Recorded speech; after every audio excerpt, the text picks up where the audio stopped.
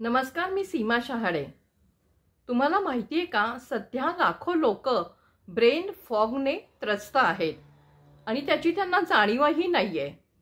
भारतामध्ये 7.5% लोक हे सध्या काही ना काही मेंदूच्या विकारांनी त्रस्त आहेत। कोणाला विस्मरण होत आहे, तर कोणाला मनाची एकाग्रता होत नाहीये, कोणाला शांत झोप लागत नाहीये, तर कोणाला सततची अस्वस्थता वाटतेय। सो हे का होतंय, तर मग समजून घ्यायलाच पाहिजे ब्रेन रॉट आणि ब्रेन फॉग विषयी। मला माहिती आहे ऑक्सफर्ड वर्ड 2024 काय आहे। ऑक्सफर्ड वर्ड 2024 आहे ब्रेन रॉट। सो काय आहे ब्रेन रॉट? सर्वच जण डिजिटल टेक्नॉलॉजीच्या युगामध्ये राहतोय। या युगामध्ये इंटरनेटचा खूप मोठ्या प्रमाणामध्ये आपण वापर करतो।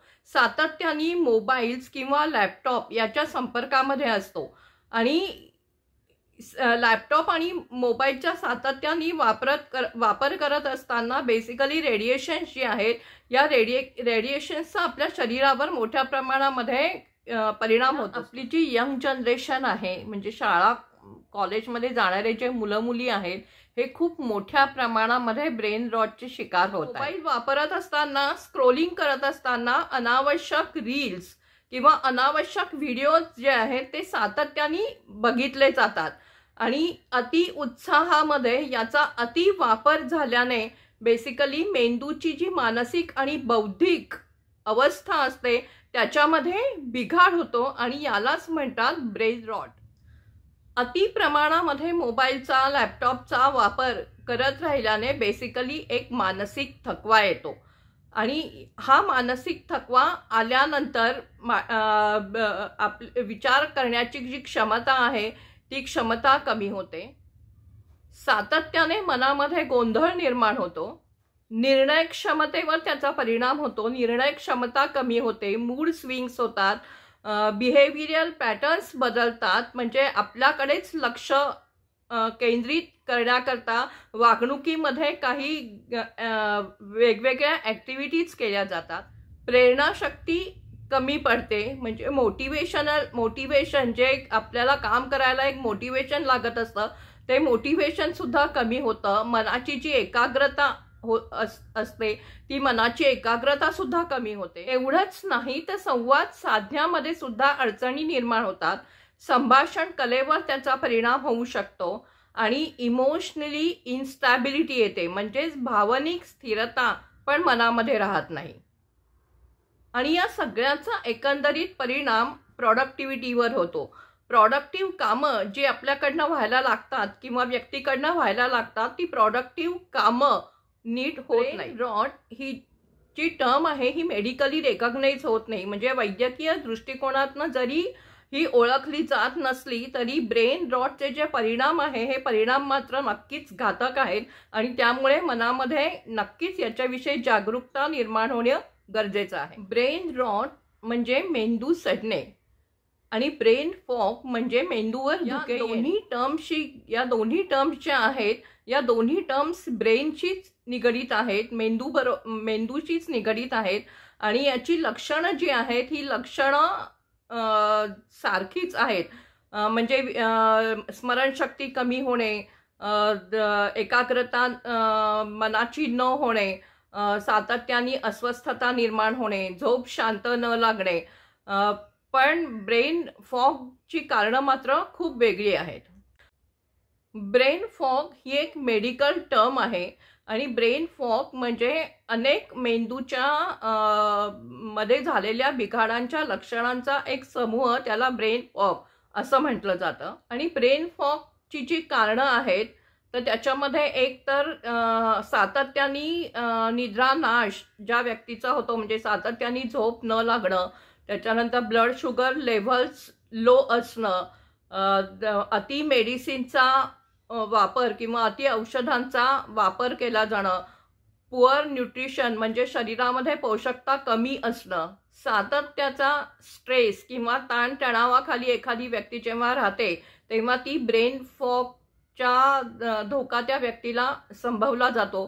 तसंच हॉर्मोनल चेंजेस किंवा हॉर्मोनल इम्बॅलन्स आपण ज्याला म्हणतो ते हॉर्मोनल इम्बॅलन्स, प्रेग्नन्सी, मेनोपॉज या कालावधीमध्ये तर अनेक लेडीजला ब्रेन फॉगचा धोका संभवतो. तर ब्रेन रॉट हे रिव्हर्सिबल आहे, पण ते रिव्हर्सेबल करण्याकरता व्यक्ती आहे त्या व्यक्तीनी मनाने ठरवून काही लाईफस्टाईलमध्ये काही चेंजेस आणले आणि आपल्या काही सवयींमध्ये जर काही बदल केले तर ती व्यक्ती ब्रेन रॉटच्या साईन्स सिम्पटम्सपासून स्वतःला मुक्त करू शकते. आणि त्याकरता बेसिकली स्क्रीन टाईम रिव्हर्स करणं, पुरेशी विश्रांती घेणं, परिपूर्ण असा आहार घेणं, मेडिटेशन करणं, आपल्या मेंदूला काही आव्हानात्मक अशी कामं करणं आणि समाजामध्ये मिसळणं.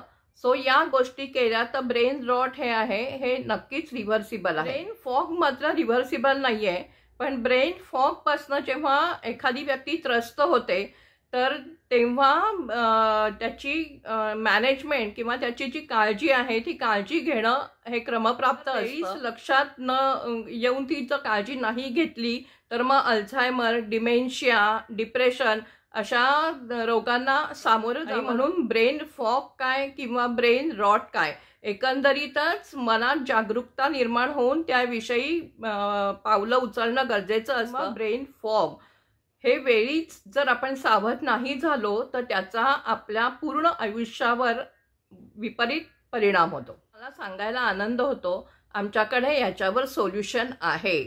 मोदीकेअर कंपनीचे प्रॉडक्ट्स, मोदीकेअर कंपनीमध्ये रेडिएशन प्युरिफिकेशन करता असणारे प्रॉडक्ट्स, ज्याच्यामध्ये मोबाईल करता एन्व्हॉय चिप, लॅपटॉप करता एन्व्हॉय चिप आणि घरामध्ये एन्व्हॉय ग्लोब हे रेडिएशन प्युरिफिकेशनपासून किंवा रेडिएशनच्या धोक्यापासून आपल्याला सुरक्षित ठेवतात.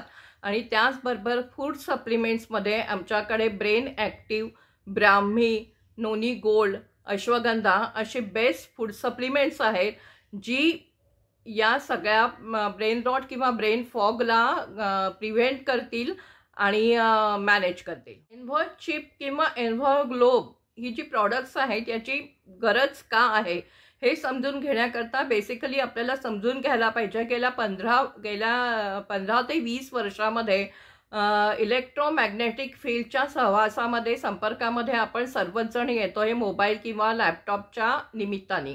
मोबाईल्स, लॅपटॉप्स, मोबाईल टॉवर्स यांच्यामुळे जे इलेक्ट्रोमॅग्नेटिक फील्ड तिथे तयार होतं ते इलेक्ट्रोमॅग्नेटिक फील्डला जेव्हा आपण एक्सपोज होतो तर त्याचा वाईट परिणाम आपल्या शरीरावरती होतो.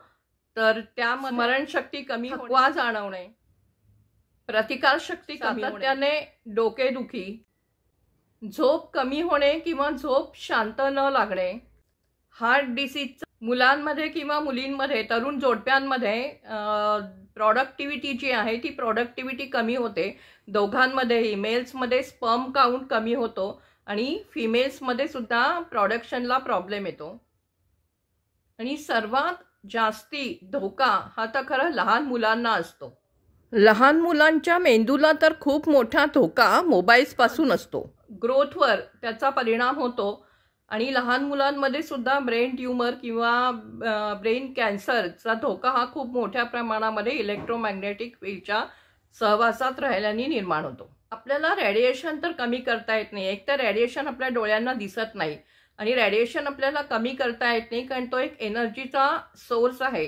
पण एनर्जीचा फॉर्म जो आहे हा फॉर्म आपल्याला नक्कीच चेंज करता येतो. तसं एन्व्हॉय चिप, एन्व्हॉय ग्लोबमधलं जे मटेरियल आहे हे मटेरियल बेसिकली एका कॉन्स्टंट वेव्ह जी असते इलेक्ट्रोमॅग्नेटिकची त्याचं ट्रान्सफॉर्मेशन एका रॅन्डम वेव्हमध्ये करतं, जी रॅन्डम वेव्ह आपल्या शरीराच्या वेव्हशी मिळते जुळते आणि त्याच्यामुळे आपल्याला रेडिएशन्सपासून होणारा धोका कमी होतो आणि आपण सुरक्षित राहतो. Modicare enviro chip and enviro globe हे सायंटिफिकली डेव्हलप केलेले, टेस्टेड आणि सर्टिफाईड प्रॉडक्ट्स आहेत, ज्याला मॅक्स हेल्थकेअरचं, एम्सचं तसंच CEचं सर्टिफिकेशन आहे. आणि भारतामध्ये अनेक सॅटिस्फाईड कस्टमर्स आहेत. आणि मोबाईलला आपल्याला ते चिप लावायचे आहे, त्याचबरोबर लॅपटॉपला पण आपल्याला चिप लावता येते. सो इथे मी लॅपटॉपला चिप लावलेली आहे आणि ही तुम्हाला दिसत असेल एनव्हॉय मोदी केअर एनव्हॉय चिप आहे. त्याचबरोबर पाठीमागे लॅपटॉपला या 2 चिप्स लावलेल्या आहेत. तर एनव्हॉय चिप आणि एनव्हॉय ग्लोब हे रेडिएशनपासून तुमच्या फॅमिलीचं आणि तुमचं संरक्षण करणारं एक सुरक्षा कवच आहे. आणि त्याचबरोबर काही ब्रेन एक्झरसाइजेस आणि फूड सप्लिमेंट्स हे बेसिकली ब्रेन फॉगवर खूप चांगलं काम करतात. शरीरातली पोषकता कमी झाल्यामुळे ब्रेन रिलेटेड जे प्रॉब्लेम्स निर्माण होतात तर त्याकरता आमच्याकडे आहे वेल ब्रेन ॲक्टिव्ह, वेल ब्राह्मी, नोनी गोल्ड, वेल अश्वगंधा. ही जी प्रॉडक्ट्स आहेत ही प्रॉडक्ट्स आयुर्वेदिक फॉर्म्युलामध्ये बनवलेली आहेत आणि एक सुरक्षा कवच म्हणून ती आपल्याकरता काम करतात.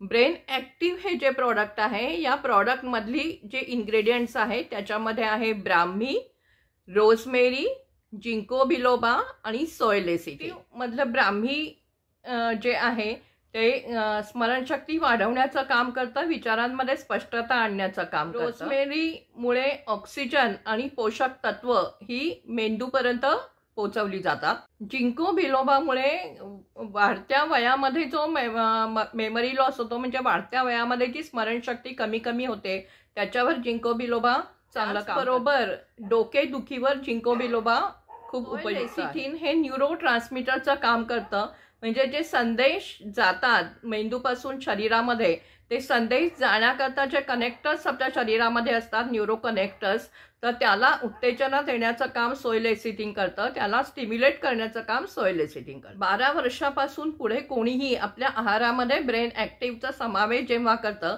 तेव्हा त्याचा ब्रेन ॲक्टिव्ह हा म्हटल्याप्रमाणे ॲक्टिव्ह आणि अलर्ट राहतो. आणि ब्रेन ॲक्टिव्ह आणि अलर्ट राहिल्यामुळे बेसिकली प्रॉडक्टिव्हिटी त्या व्यक्तीकडनं जी प्रॉडक्टिव्ह कामं व्हायला पाहिजे ती प्रॉडक्टिव्ह कामं खूप चांगल्या प्रकारे आहे. वेल ब्राह्मी हे जे आहे त्याच्यामध्ये 20% बॅकोसाइट्स आहेत आणि वेल ब्राह्मी हे स्मरणशक्ती वाढवण्यावर काम करतं. त्याचबरोबर ब्राह्मी स्पीचवर खूप चांगल्या प्रकारे काम करतं म्हणजे वक्तृत्व जे आपलं आहे ते वक्तृत्व ब्राह्मी घेतल्याने खूप चांगलं होतं.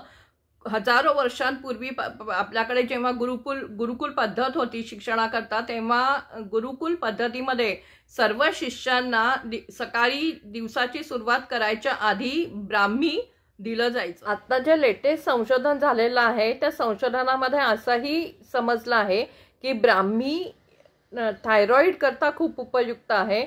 बेसिकली T3 आणि T4 ज्या लेव्हल्स आहेत त्या जर कमी झाल्या असतील आणि ब्राह्मी आहारामध्ये घेतलं तर T3 आणि T4च्या लेव्हल्स नॉर्मल. आणि ब्राह्मी कोणत्या वेळेला तुम्ही घेताय त्याप्रमाणे ब्राह्मीचे उपयोग खरं आपल्या शरीरामध्ये होत असतात. सकाळी उपाशी पोटी जर पाण्याबरोबर आपण ब्राह्मी घेतलं तर ते आपल्या नर्वस सिस्टीमवर खूप चांगलं काम करतं आणि आपल्या स्मरणशक्तीवर खूप चांगलं काम करतं. आणि रात्री झोपायच्या आधी 1 तास जर कोमट दुधाबरोबर ब्राह्मी घेतलं तर झोप खूप शांत लागायला मदत होते. नोनी, सुवर्ण भस्म आणि विदारी कंद हे घटक पदार्थ असलेलं नोनी गोल्ड हे एक सर्वोत्तम प्रॉडक्ट आहे. गोल्डमध्ये नोनी या फळाच्या रसाबरोबर सुवर्ण भस्म ऍड केलेला आहे. नोनी मध्ये 150 पेक्षा जास्ती पोषक तत्व असतात आणि नोनी हे मल्टीपर्पज म्हणून आपल्या शरीरावर काम करत असतं. सो नोनी बरोबर सुवर्ण भस्म ऍड केलेलं नोनी गोल्ड जेव्हा आपल्या आहारामध्ये आपण घेणार आहोत तर ते हॉर्मोनल बॅलन्सवर खूप चांगल्या प्रकारे काम करतं आणि त्यामुळे ओव्हरऑलच आपली जी हेल्थ आहे आपलं इम्युनिटी आहे आणि ओव्हरऑल आपली हेल्थ जी आहे तर ही हेल्थ चांगली होते. जे आहे अश्वगंधा स्ट्रेस रिलीवर म्हणून आयुर्वेदामध्ये ओळखलं जातं. हॉर्मोनल बॅलन्सवर पण खूप चांगलं काम करतं. एक्सटर्नली आपल्या रेडिएशन करता एनव्हॉय चिप, एनव्हॉय ग्लोब आणि त्याचबरोबर आपल्या आहारामध्ये या फूड सप्लिमेंट्सचा समावेश करून आपण ब्रेन रॉट आणि ब्रेन फॉगला प्रिव्हेंट करू शकतो आपल्या आयुष्यामध्ये आणि आपली हेल्थ खूप चांगली करू. 2025 आलेला आहे. नवीन वर्षामध्ये एक निरोगी राहायचा संकल्प आपण करूयात. आणि हो, तुम्हाला सर्वांना नवीन वर्षाच्या शुभेच्छा. आणि हा व्हिडिओ जर तुम्हाला आवडला असेल तर व्हिडिओला लाईक आणि शेअर करायला विसरू नका.